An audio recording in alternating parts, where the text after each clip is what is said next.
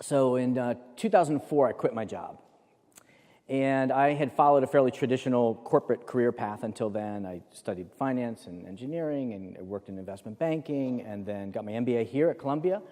And I was then working at a big consulting firm. And I love my work, and I love the people that I worked with. But two things happened in 2004. The first was that I got clear on what my purpose is, and it's that people love what they do. And the second thing is I wrote my first book. And it took me 7 years to write this book. And I didn't know if I was going to write another one. So I wanted to make sure that I got the most out of this moment. And I remember sitting in the office with my manager, explaining what my passions were and what I wanted to do, and asking, is there a way that we can somehow incorporate this into my work at the firm? And he explained to me very nicely, politely, but clearly, they would be happy to support me as long as I did it on my own time. So I quit. And I became an entrepreneur. It kind of made sense that I would have to become an entrepreneur in order to do what I wanted to do. We kind of have this idea that it is entrepreneurs that are the innovators, and a lot of people will support this view, that you just cannot change the world, you cannot impact things from inside established organizations. Clayton Christensen, the Harvard innovation guru that coined the term disruptive innovation, he says that it's very decision-making and resource allocation processes that are key to the success of large organizations that hinder their ability to accept disruptive innovations. And John Hagel, another innovation guru, he talks about innovation antibodies that emerge around new ideas when they're introduced inside an established company. And so there's a lot of support for this view that really the innovator is this person. Their story is remarkably similar. Why they're all white men is a topic for another day. But let's break down their story. Sometime in college, they get a big idea. They leave college, sometimes before they finish. They go to the West Coast with that idea, and they step into a garage. There are a couple people there with him. We have the hacker, we have the hipster, we have the hustler, and they build this solution, and then they launch a company, and they disrupt the big guys. We love to tell this story, and I was living that story, doing what I love to do. I then started a firm, I wrote 3 more books, and we were going around the world delivering these innovation workshops. And we could get people to think very differently, but really secretly, we knew that the ideas that would come out from the managers that we brought together really wouldn't lead anywhere. And they always hit that bureaucracy that would kill off the innovative idea, right? Now, 3 years ago, something changed. I got a phone call from someone named Jean Fuel. And she challenged me. She said, you think that the the entrepreneur is the artist, because they have the freedom to mix things together to create new things. And you think that as organizations get bigger, that they ask people to paint within the lines. And then ultimately, they ask employees to just do their job. Right? If you are a lawyer, be a lawyer. If you are an accountant, be an accountant. If you're a marketer, be a marketer. But she shared with me a story that came out of a workshop that I delivered with her. And she had proven this view wrong. This innovation, she's an editor at Macmillan, and her innovation made it through into the market and was celebrated as one of the most major innovations in publishing, featured on BBC, on NPR. And so it got me thinking, is she just the outlier? So I went to meet with her in her office and spoke to her and her boss to understand what the path was that she went through to introduce this innovation. And what she shared really challenged much of what I thought was the path of innovation. Right?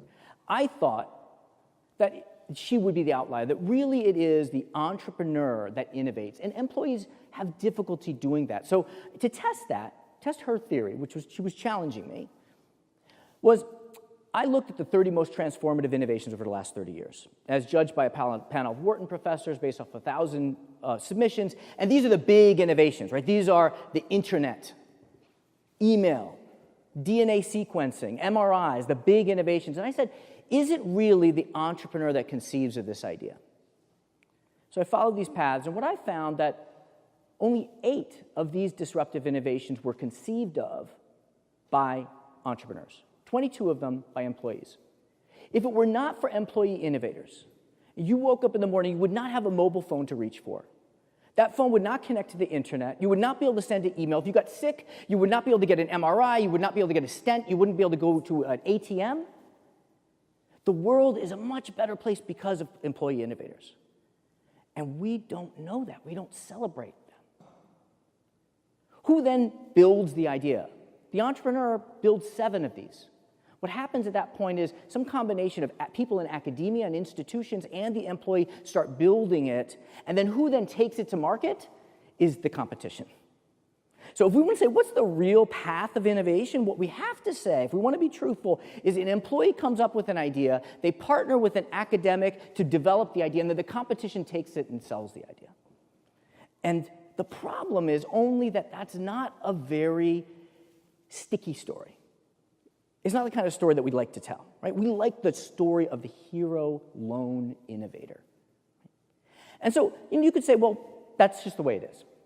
But this propagation of a story that's not true has a cost. 70% of employees are disengaged at work. That costs the U.S. economy $450 billion in lost productivity. To put that into context, take the revenue of Google, Amazon, Boeing, and GE, put it all together, and it's less than $450 billion. But there's also a humanitarian cost, a social cost to this.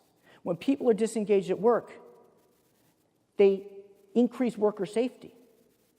They have anxiety, they have depression, it damages family relationships.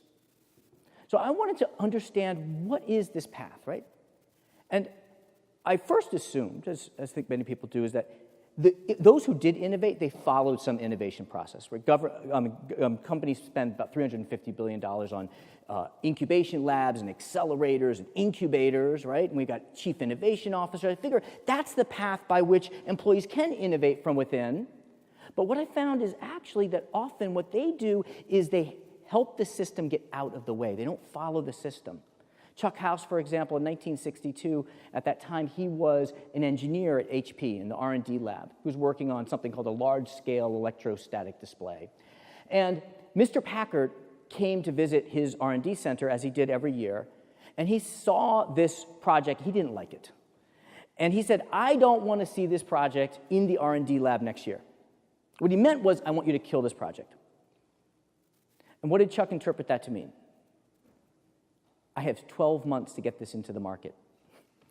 And so what he did on his own time, on his own dime, over Christmas holiday, is he took one of these things, took it on a plane, showed it to customers, came back in January with orders, and now it was in the market. Nobody asked him to do that. But it's because he did that that we saw a man land on the moon for the first time. If he hadn't done that, that technology would not have been adopted, and we would have only heard Neil Armstrong say, one small step for man, one giant leap for mankind. Eventually, he wins the Medal of Defiance by HP, awarded in extraordinary defiance in the face of adversity, beyond the expectation of what an engineer should, and laid the foundation for a technology revolution. So why do they do that? So we know that they don't follow the system. So why do they push for it, even though the company's not asking them for it? It seems to be that they do it for a higher cause. Because unfortunately, they don't get rich from doing this. You might think that they want to do it for the bonus, but they don't do it for the bonus. Kat Cole, she is the CEO of a company called Fortune Brands. They own Carvel, Cinnabon, and a few other brands. Before that, she was the CEO of Cinnabon.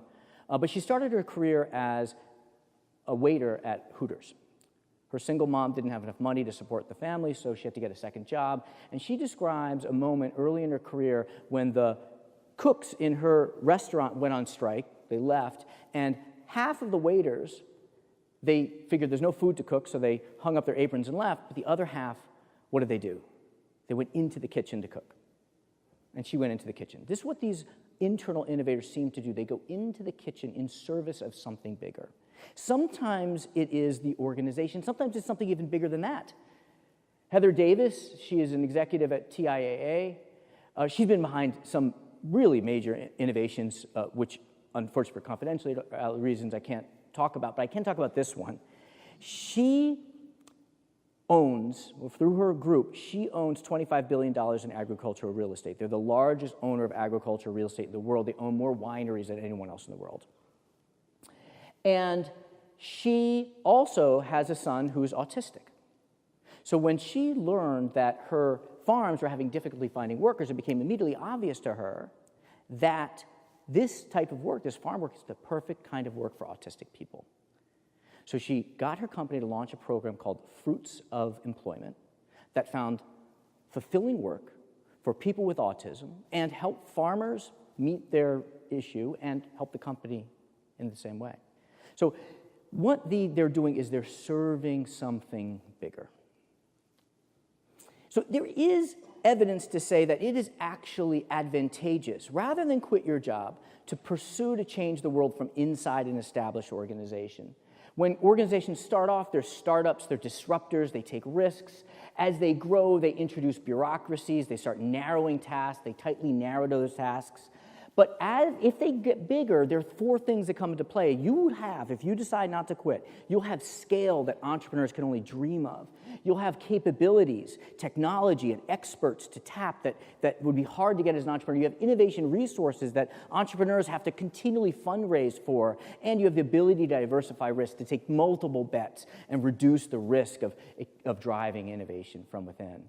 And the good news is that we are at the cusp of a new stage in the evolution of the corporation, of the organization in general. There are technologies that are starting to accelerate the pace of change around our organizations. And if you think about it, most of our organizations are still run like centrally planned economies, where we have one central authority who decides how to distribute capital and labor and capabilities and technology. And we know this doesn't work. But corporations are evolving. Bill Drayton, the founder of Ashoka, he talks about that as the pace of change accelerates exponentially, that the old ways of organizing and educating are dying. Many organizations are going to die, except for those that are able to activate internal innovators. And so I interviewed, so far, 150 internal innovators. And I've asked each one, what is the biggest barrier that you face to innovating? And this lays out a framework. I call it the innovate framework. Of course, as a consultant, I've got to turn it into an acronym. So I'm going to lay out innovate. You'll see there's one N that's missing. I couldn't figure out how to get that N in, but if you have an idea, I'd love to hear it. And so I laid out these 7 barriers that they seem to repeat often, and what they point is to the contours of a new form of organization. Under intent, organizations that survive in the future are going to give employees their intent back. They're going to turn employees into entrepreneurs. Under needs, we're going to evolve from complex strategic plans that no one can understand into simple statements of purpose that tell our employees what the company and the world need. As we get to options, we're going to see options and ideas not coming from boardrooms, but coming from hallways. We're going to see value not being delivered in just one way, but many different ways of delivering value, that you can create value for your organization and the world. We're going to move from a model in which, instead of companies asking people to prove their idea before they can take action, they're going to recognize that innovations require you to take action in order to prove the idea. Teams, we're going to move from hierarchical, siloed structures in towards agile teams that can move quickly and reconfigure at will. And we're going to see an environment evolve. We're going to shift from a centralized economy into open platforms where employees can find opportunities, rally resources to change things. In other words, what we're going to see is the shift in organizations from asking employees to paint within the lines towards allowing them to paint outside of the lines. And now, I'm not saying that I necessarily made the wrong choice by quitting my job. But what I am saying is that you and nobody should have to choose.